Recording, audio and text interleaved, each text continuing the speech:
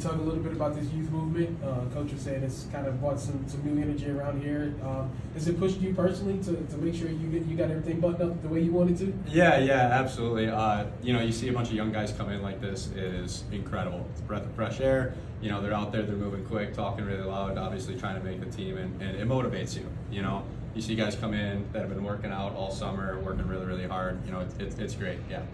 Is it different not having Mac around for a training camp? I mean, it seems like forever we would come in here. Oh yeah, there he is. Yeah. Obviously, one of my best friends off the ice, incredible human being. But yeah, always gonna miss a guy like that in the locker room. His veteran presence, just how he approaches the game, approaches off the ice when he gets into the locker room, kind of sets the example, sets the tone for what it takes to be a professional athlete, right? So yeah, we definitely miss him, but. Nothing but the best wishes for him. I know that he's crushing it up in New York and he likes it up there. We got a couple other buddies that play for the team, so just really happy for him. Coach Bermer's extension, what message did that send to you guys, the players, in terms of the franchise buying into him and him being able to continue to pour into this community at large? Yeah, it lets you know that you have to earn your job every single day. It's definitely, it's a luxury to be here.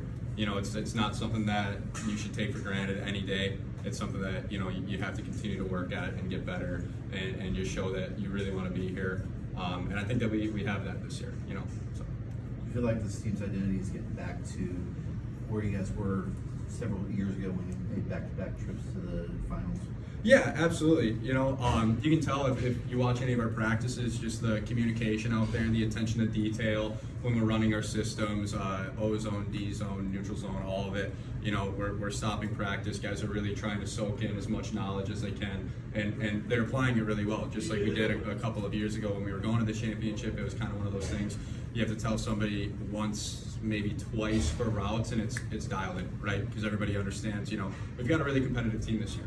Everybody's trying to get a spot, not just making the team, but everybody wants to be the guy here. Everybody wants to go out there in the last minute of the game. So obviously when you do that, you have to hold yourself to a certain accountability.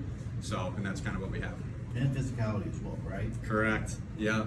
I mean, that kind of goes hand in hand with the attention to detail. Obviously, you guys all know that we're a pretty physical team and we're really playing, and when we're on and we're trying to, show our identity, that is a very physical aspect. And a lot of people think that it's us going out there and hunting for body, but really it's just a lot of finishing checks, making sure that we're on the D side and that kind of attention to detail. So it's nothing more than that.